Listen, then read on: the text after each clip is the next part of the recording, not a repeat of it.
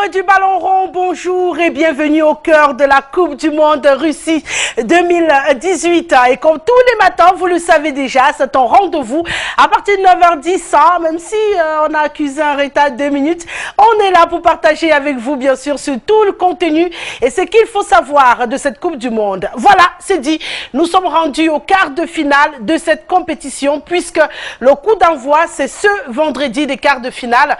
4 rencontres prévues, bien sûr, on s'amuse en images à vous rappeler simplement que c'est à partir de ce jour que le match commence véritablement, que la Coupe du Monde prend son envol. Bien sûr, 4 rencontres prévues ce jour. Tout d'abord, France-Uruguay pour ouvrir le bal de ces quarts de finale. Ensuite, Brésil-Belgique pour emboîter le pas. Et puis demain samedi, on aura un autre duel entre la Suède et l'Angleterre. Et puis Russie-Croatie. Voilà donc ce qui est dit dans le cadre de cette ouverture pour cette émission. Et maintenant que c'est dit, les équipes depuis 2 jours déjà se préparent tranquillement à entrer dans cette compétition. On a chippé pour vous ce reportage de mise au point de ces quarts de finale. On écoute. L'entraînement bat son plein à l'avant-veille des quarts de finale du mondial en Russie. Pendant ces 2 jours de pause, les Français, par exemple, se préparent pour leur match face à l'Uruguay vendredi à 16 h. Ils aimeraient bien savoir aussi si l'attaquant star Cavani, blessé au mollet, sera de la partie ou non. On connaîtra le deuxième demi-finaliste après le match Brésil-Belgique à 20 h vendredi à Kazan. Les 2 équipes ne se sont plus rencontrées depuis 16 ans. En 2002, en 8e de finale de la Coupe du Monde, la Seleção avait battu les Diables Rouges 2-0. Et si on regarde l'histoire de leur confrontation, le Brésil est largement dominateur. Les Anglais, eux, attendaient depuis 12 ans de retrouver les quarts de finale d'un mondial. Ils vont le faire samedi à 16 h face à la Suède, qui revient en quart pour la première fois depuis la Coupe du Monde aux États-Unis de 1994. Les Suédois, éliminateurs en barrage de l'Italie, feront tout pour poursuivre un parcours déjà exceptionnel.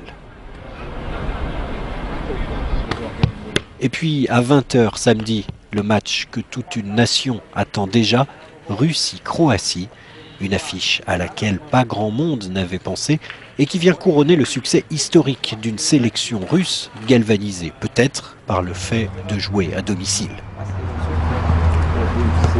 Prochaine étape après ce week-end, les demi-finales, ce sera mardi et mercredi prochain.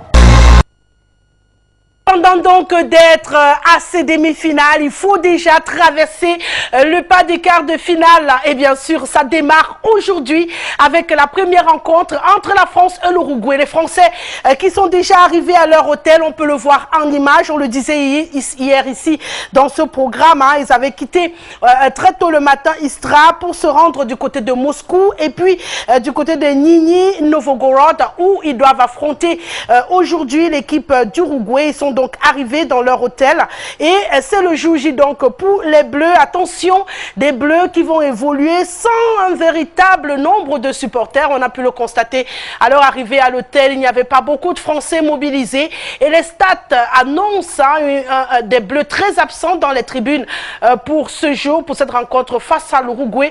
Le 12e joueur sera donc en faveur de l'Uruguay pour cette confrontation. Est-ce que ça aura un impact sur le match? On le saura bien entendu à la dernière conférence de presse hier.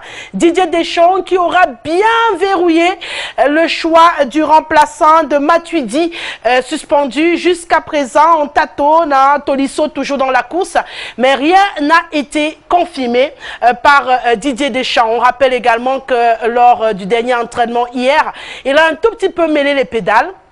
Il a rassemblé tout le matériel des joueurs au même endroit, comme pour dire, vous ne saurez pas le 12 entrant de la France avant la rencontre de ce jour.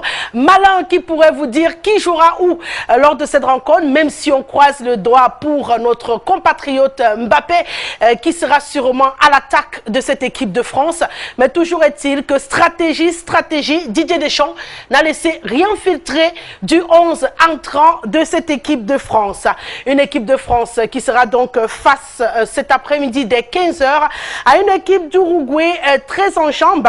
Et on rappelle bien sûr qu'il était annoncé pour blesser notre ami Cavani qui a quand même, on parle de l'Uruguay à présent, qui a quand même pris la peine de faire des entraînements hier. C'est la bonne nouvelle. Cavani qui est blessé, on le rappelle, a réussi à être sur la pelouse hier. On l'a aperçu, il ne boitait plus, il a pu courir, ce qui augure quand même des possibilités de le voir au sein de cette équipe. L'Uruguay qui participe en Russie, bien sûr, pour une autre occasion, pour la 3e fois, ils vont chercher à conquérir ce titre déjà remporté en 1930 à domicile et puis en 1950 du côté du Brésil. 14e en ce moment dans le classement FIFA. L'équipe d'Uruguay a bien sûr beaucoup de choses à démontrer dans cette compétition. On rappelle que c'est une équipe menée de main de maître. On ne va pas oublier bien sûr Luis Suarez qui est le matador un tout petit peu de cette machine aujourd'hui puisque Cavani étant blessé. On croise les doigts. Didier Deschamps qui a un tout petit peu taquiné l'Uruguay à ce niveau en disant que lui, il s'apprête au cas où Cavani est sur la pelouse. Il est prêt, la stratégie est prévue.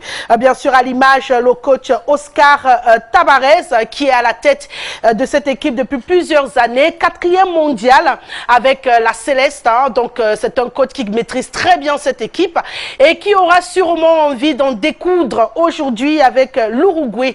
L'heure donc de cette rencontre, France-Uruguay, 15 h top pile, heure du Cameroun. Et bien sûr, nous serons là pour vivre. Allez, bon, je ne vais pas choisir quand même. Je n'ai pas le droit de choisir. Et c'est dommage parce que j'ai envie de dire des grandes choses.